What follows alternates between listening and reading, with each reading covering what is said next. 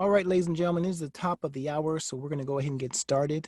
Once again, this is Stephen V. Richardson speaking to you from beautiful San Francisco, California, and it's a privilege to be with you today to share with you step-by-step instructions on how to create and host your own online webinars featuring the Zoom platform. I have received many requests over the past few weeks, but especially the last few days, on how to actually do this. So I'm going to use the platform to teach you. My recommendation is to just listen to the entire webinar at least once.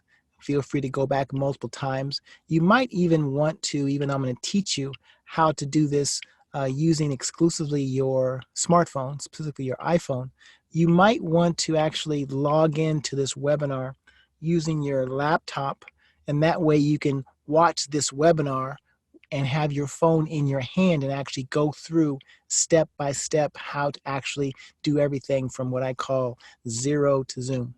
So if you're ready, say to yourself, I'm ready, and let's go ahead and get started. First, all you need is your smartphone.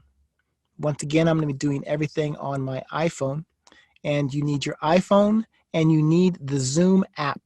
So wherever you get your apps, I'm sure you get yours from the App Store. Go to the App Store. In the search window, enter in Zoom, Z-O-O-M. You'll see several options. Go ahead and just click on the one that says Zoom Cloud Meetings. You'll see a blue icon with the video camera in the middle. Download that app to your phone. Now you're ready to go. When you're ready to start your webinar, simply click on the Zoom app. You will go to the home screen. All you have to do is push on Start Meeting. When you click on Start Meeting, now you'll have a couple of options.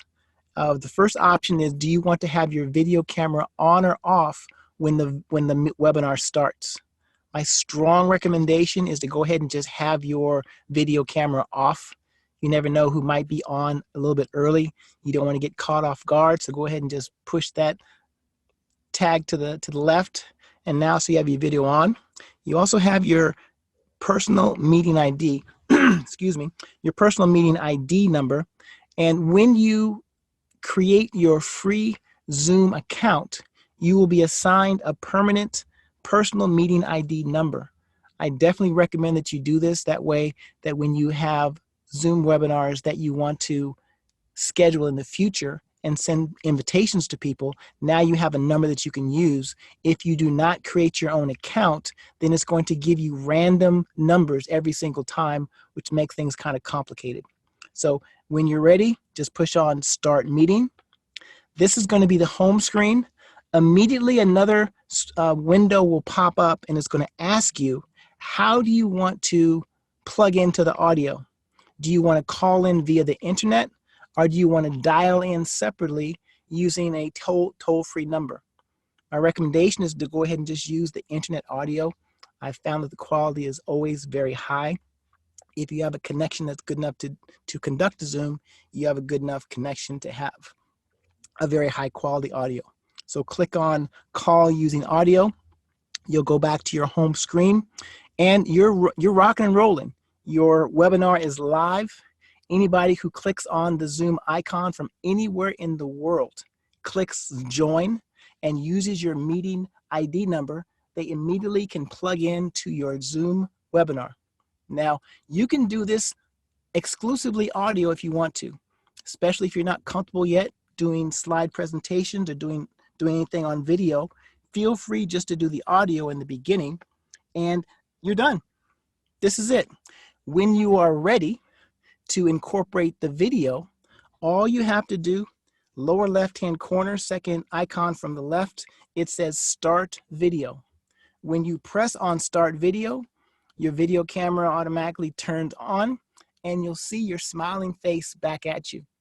When multiple people start joining the webinar, you have an option of either seeing what the camera sees exclusively, which is your picture, or if you scroll to the left, you'll actually see the other pictures of the people who are logged in. That's it. You're done. And when you're done, upper right hand corner, you end the meeting, It's going to confirm, do you want to leave the meeting, which means you leave the meeting but the Zoom is still active, or do you want to end the entire meeting? When you press on end meeting, you're done. That's it. I'm not sure if you've been out there and you've been waiting a long time to learn this or figure it out. That's all you have to do. Have a smartphone, download the Zoom app, press on Zoom. It'll walk you through a couple of options regarding the video. You'll hit start. You will confirm how you want to log in, and then you're going. You either have your camera on or you have your camera off. Now, the next level of a Zoom webinar is when you're actually doing some type of slide presentation where you're sharing photos or documents that are on your phone. In order to do this, all you need is your photo folder, which is already somewhere on your phone. And we're going to start from the beginning. So let's pretend that we're starting from scratch once again. Ready to do a Zoom webinar. This time I'm going to use a photo presentation. My strongest recommendation is before you start your Zoom webinar, create a dedicated photo folder that's going to have all of the pictures that you're going to use during your presentation. This keeps things nice and simple. You know everything's in the right order, and you have it to refer back later on. So in order to do that, you have to go through a few steps. So first of all, select photos. Select the location where your photos are, and you can do it from multiple folders, but let's just assume that the photos that I want to use to create a dedicated folder are in the Recents folder. So you go to Recents. Now you simply scroll to where your photos are, and the pictures that you want to put into your dedicated photo, you just select those photos. You'll see a little check mark in the lower right-hand corner. When you're done selecting all the photos you want to use to put into your dedicated folder, the lower left-hand corner is kind of a move function. When you press on that icon in the lower left-hand corner, you'll have a screen pop up, which will ask you where you want to move all of the photos you've selected. You might have to scroll up just a little bit, and you'll see a selection saying Add to Album. Click on Add to Album, and now you can either put those photos into an existing album. Don't do that. Select New Album at the top. When you select New Album, now it's going to give you the opportunity to name that new album. We'll call this one How to Zoom. Click on Save. Now you'll see you have a brand new dedicated album that you'll be using for this presentation. Let's go back to the beginning. Take a deep breath. You're almost done. When you're ready for your webinar, push the Zoom icon that's already on your screen. You will go to Start Meeting. When you click Start Meeting, upper left-hand corner, it'll ask you about the video option and what ID number you want to use. Go ahead and toggle that off on the video. Make sure that the meeting ID number is on. Push Start a Meeting. You'll go to your main home screen. A prompt will come up asking you how you want to plug into the audio. Select Call using Internet. Now you hop back to your home screen. Now you are ready to share the content. Now you have the option while you're sharing your content to still keep your camera on. I do not recommend this. I recommend that when you do a webinar using slides, you just have the slides on the screen. Now, why do I recommend this? It's just a personal preference. The screen that you'll see on the presentation is usually in the upper right-hand, upper low-hand corner. It is very small, it's difficult to see, and it's distracting.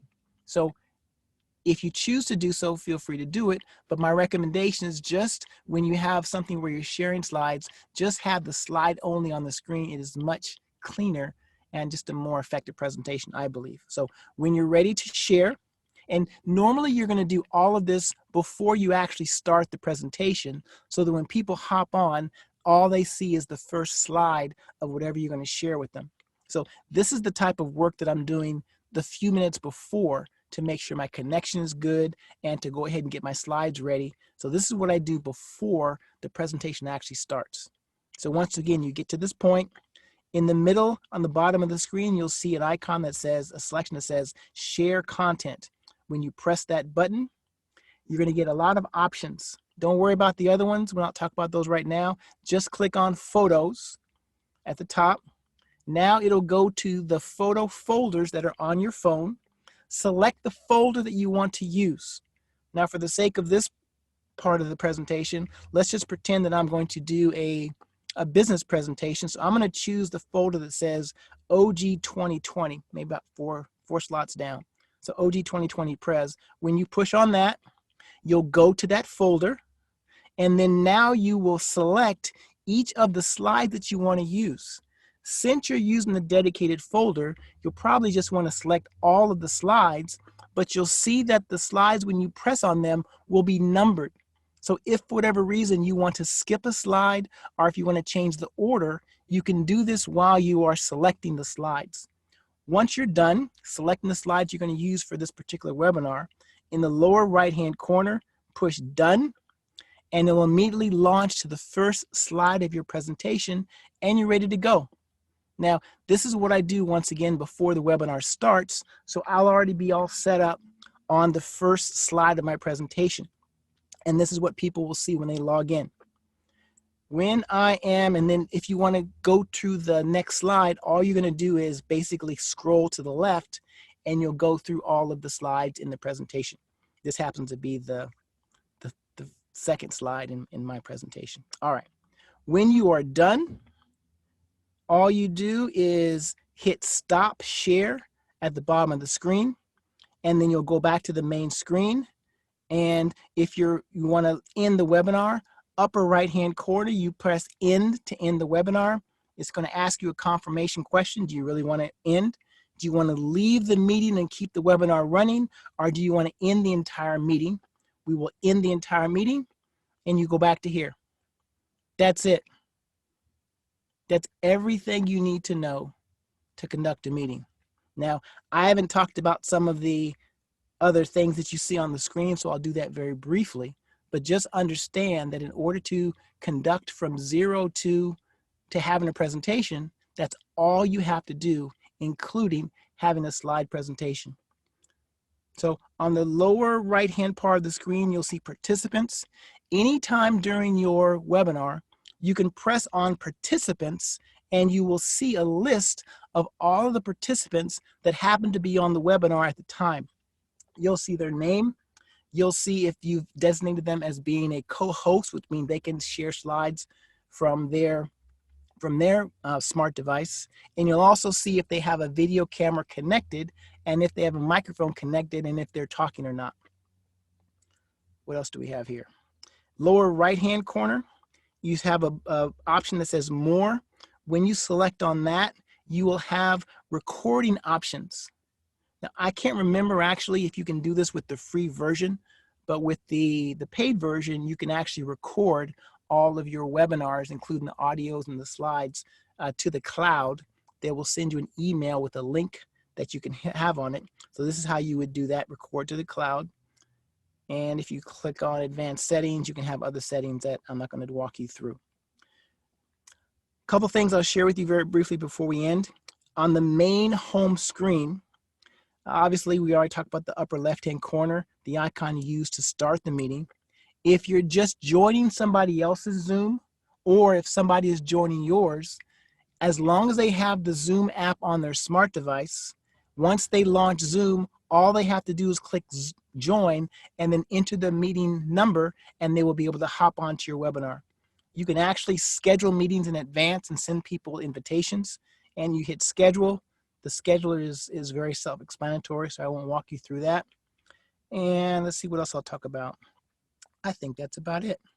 So ladies and gentlemen, that's it. Don't complicate this. My recommendation is just to have fun. You can practice all by yourself. You can have someone else in your house or somewhere else, anywhere in the world to practice the functionality, but just have fun using this free platform. I'm not sure if I talked about this already, but the free platform enables you to have up to 100 participants for free. But anytime you have more than 3 people who are on the webinar, you actually have a limit of 40 minutes and it just cuts off automatically. So if you need more people to be able to attend, or if you need longer sessions with more than 3 people, then you might want to consider using one of the monthly paid versions, which are very affordable. So ladies and gentlemen, this is an opportunity for you to not only better connect with people who you already know and love, but in able to train, conduct meetings, and share information with others who you cannot get to face to face. Hopefully this has been helpful with you, and I look forward to creating more videos on taking you through step by step how you can utilize technology to achieve your purpose and achieve your goals. Have an amazing rest of your day. Take care.